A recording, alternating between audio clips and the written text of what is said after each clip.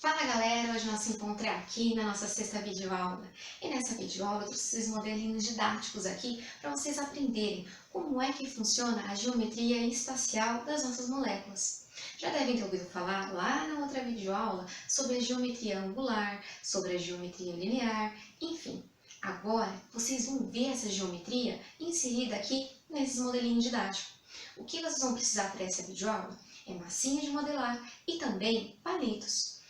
Olhem aí se vocês têm esse material em casa. Do contrário, adquiram. E não esqueçam, lápis e um caderno na mão para as anotações. Lá vem mais uma videoaula. Roda a vinheta.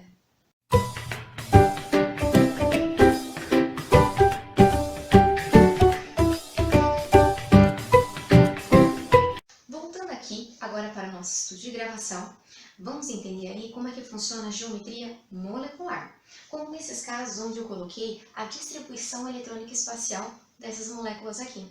Começaremos pelo gás cloro, como mostra nesse esquema. No caso aqui, as moléculas diatômicas sempre vão ser lineares, não há outra possibilidade. Vamos entender aqui como é que funciona através desse modelinho didático. Pegaremos lá então palito e duas massinhas. Colocaremos. Pronto. A sua geometria molecular linear. Esse ficou fácil. Agora, vamos pensar na molécula do gás carbônico. Lembrem lá como é que faz a distribuição dele? Se vocês observarem, vão verificar que o elemento central é o carbono.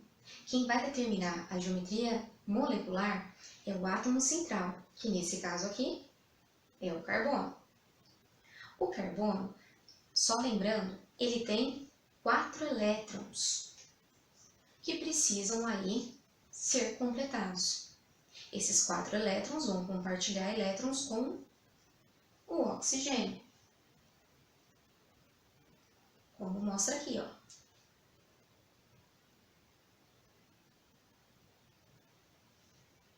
Prontinho.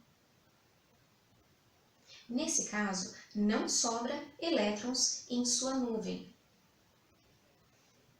Portanto, também vai ter uma geometria linear, ok? Vamos agora para o exemplo da molécula de água. Foi feita sua distribuição espacial eletrônica, como mostra aqui. Percebam que quem é o átomo central é o oxigênio. Então, quem vai determinar a sua geometria molecular é ele. Ele vai ser o núcleo em questão. Ele vai determinar a sua geometria. Vamos ver aqui? O oxigênio ele tem 6 elétrons. Ele precisa de 2 elétrons para atingir a regra de octeto. Pois bem, ele compartilhou o elétron com o hidrogênio. Só que os seus elétrons aí, que restante, eles começaram a criar uma repulsão entre eles. Para quê? Para que os átomos ficassem o mais estáveis possíveis. É a lei aí da repulsão. É o que vai determinar agora a geometria molecular. Vamos entender aqui como é que vai funcionar. Vamos pensar que essa bolinha roxa aqui seja o elemento químico oxigênio, ok? O oxigênio, como eu disse a vocês, ele tem 6 elétrons na sua camada de valência. Contudo, para atingir a regra de octeto, ele precisaria de mais 2. Aí, então, ele se torna estável. Então, ele vai fazer um compartilhamento de elétrons com essas duas estruturas em azul, que é a molécula de água. Ok, mas por que ele não pode ficar linear, como no caso aí ficaria o gás carbônico, ou então, no caso, o gás cloro? Nesse caso aqui, existem uns elétrons ainda em sua nuvem, o que vai causar uma repulsão. Então aqui, ó, eu vou representar como tem ainda um par de elétrons ali. Então esse par de elétrons vai causar essa repulsão. Aí gera-se uma estrutura angular. Por isso que a sua geometria molecular é chamada de angular. como mostra aqui. Agora, nós vamos para um outro exemplo. Vamos aumentar agora o número de átomos nessa estrutura química aqui. Vamos pensar no nitrogênio se ligando com 3 átomos de oxigênio. Só lembrando, o que determina a geometria molecular vai ser o núcleo central. O núcleo central aqui nesse caso é o nitrogênio. O nitrogênio, ele tem 5 elétrons na sua última camada. Portanto, ele precisa de mais 3 elétrons para atingir a regra de octeto. Ele compartilha o elétron com 3 oxigênios.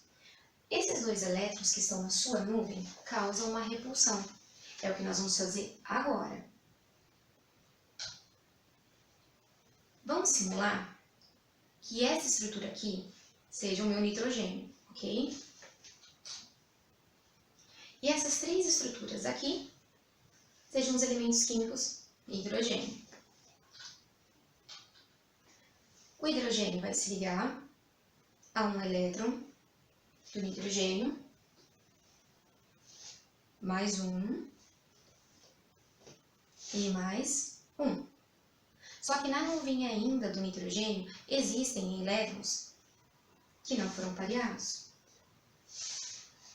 Olha lá como é que ficou, causando uma repulsão.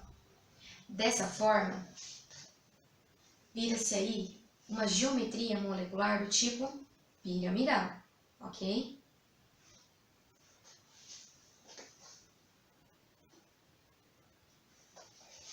Agora, nós vamos para o exemplo da geometria pelo metano. Vamos lá bem no caso do metano. Vamos aumentar agora o número de elementos químicos envolvidos. No caso do metano, ele possui um elemento central, que é o carbono, ligado a 4 hidrogênios. Então, vamos lá. 1,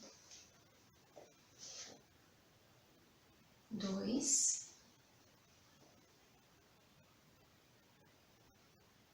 3 e 4. Prontinho. A estrutura aqui em questão é um tetraédrico, ok? Não existe nenhum elétron aí em sua nuvem, portanto, essa estrutura formada é um tetraedro. Agora, nós vamos aí para uma outra estrutura também dita angular. Agora, vamos para mais um exemplo, o CH2. Nesse caso, funciona parecido com o da água. Eu vou precisar aqui de 2 hidrogênios e um elemento químico, enxofre. Só lembrando, o enxofre é da família 6A, portanto, ele tem 6 elétrons na sua última camada de valência. Precisamos de 2 elétrons para alcançar a regra de octeto. Nesse caso, vamos fazer as ligações então. O hidrogênio se liga aqui e o outro aqui. Mas existem ainda elétrons em sua nuvem, o que vai causar uma repulsão. É por isso que se gera essa molécula aqui angular. Desse jeitinho aqui. Ok? Agora vamos para a última molécula. Voltando aqui para o nosso último exemplo, temos uma molécula aqui formada tanto pelo boro como pelo átomo flúor. Nesse caso aqui, formou-se um ângulo de 120 graus. Isso por quê? Deixa eu pegar uma caneta.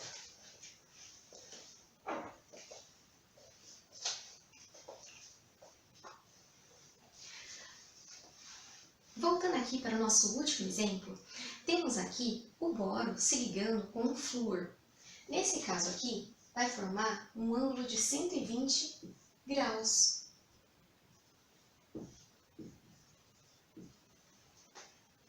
E como o boro já ocupou todos os seus elétrons, não deixando nenhum elétron aí em sua nuvem, logicamente, a sua geometria espacial vai lhe dar